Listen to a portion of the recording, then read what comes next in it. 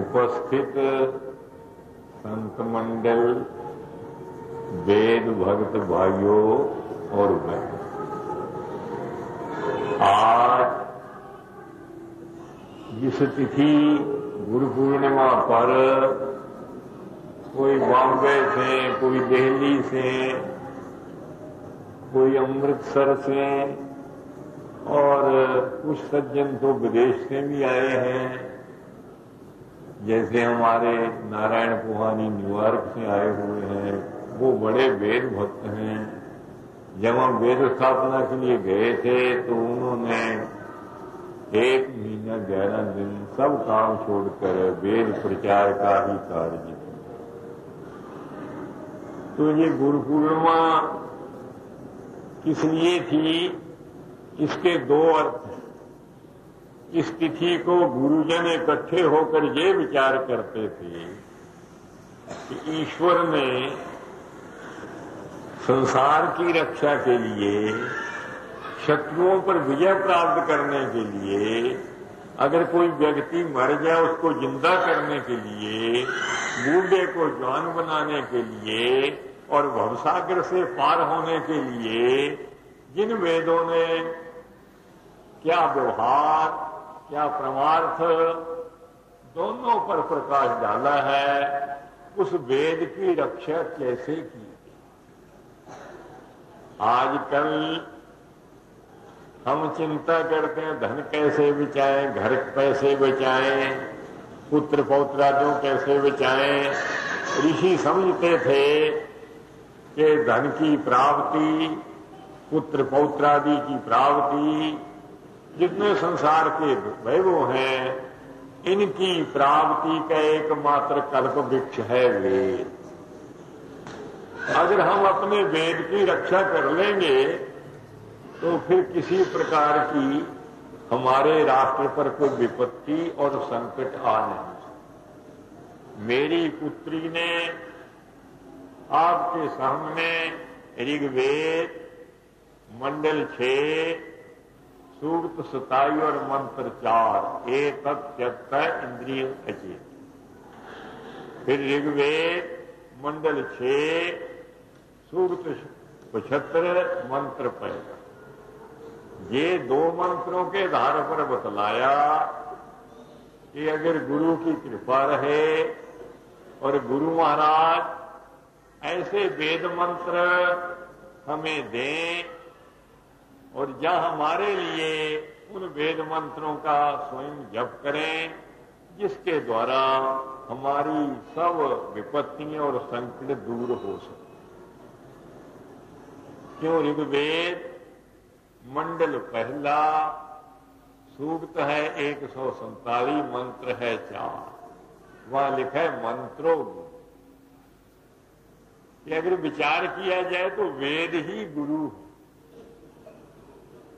जैसे स्वामी रामानंद जी मेरे गुरुदेव, मैं उनका चेला, पर ये गुरु शिष्य भाव का कारण क्या है? वेद का मंत्र। जब उन्होंने मुझे वेद मंत्र का उपदेश दिया,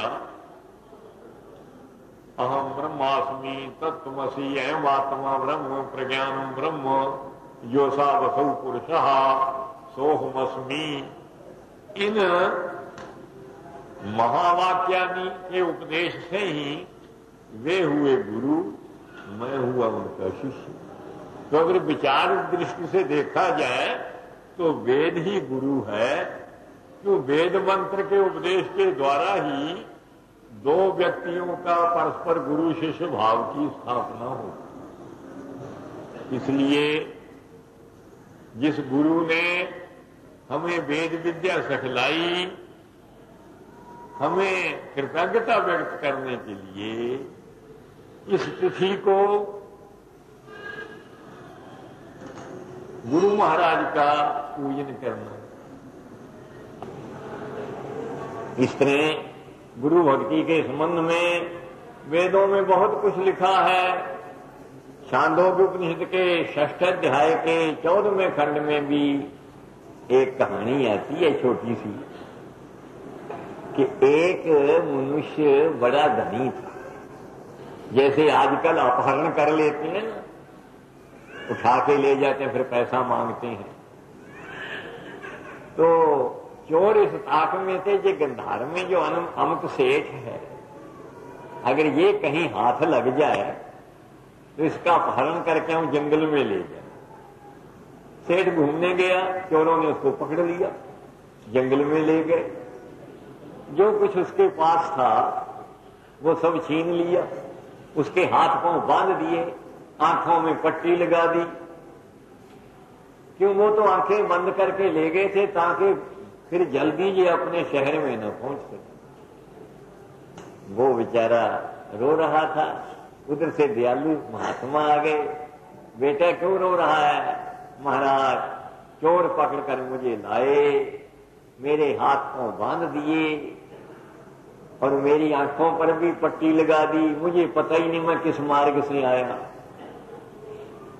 तो उस दयालु गुरुदेव ने कहा, बेटा हाथ पांव भी खोल दिए, आंखों की पट्टी भी उतार दी और रास्ता बता दिया। बेटा इधर से सीधे चले जाओ, फिर बाएं हाथ लौटना, फिर अमुक गांव आएगा, फिर अमुक गांव आएगा। तो गुरु के बतलाए हुए मार्गदर्शन से वो पूछता पूछता एक गांव से दूसरे गांव पहुंचता हुआ अपने गंधार देश में पहुंच गया। अरे भाई, ये जीवात्मा ही है गंधार देश का सेठ। आंखों पर पट्टी क्या? अविद्या की। चोर कौन है? काम क्रोध लोभ मोह अहंकार। ये काम क्रोध लोभ मोह अहंकार रूपी चोरों ने अविद्या रूपी पट्टी बांधकर संसार जंगल में इसको अहंता ममता रूपी रस्सियों से जकड़कर फेंक दिया। गुरुदेव आते हैं, वो कहते हैं, बेटा तत्वमसि, उसी ब्रह्म का स्वरूप है। अविद्या अंधकार दूर हो जाता है, अविद्या की जो ग्रंथि अहंता ममता मैं मेरी की भावना दूर हो जाती है। क्रीड़ा जिसको खोजते पाया सोई ठौर, सोई फिर के तू भया जिसको कहता और। तू करता तू भया, मुझ में रहा न हूं, जब आपा पर का मिट गया जित देखा तित। ओम शांति। पूर्णमदा पूर्णमिदं पूर्णात् पूर्णमुदच्यते पूर्णस्य पूर्णमादाय पूर्णमेवावशिष्यते। ओम शांति।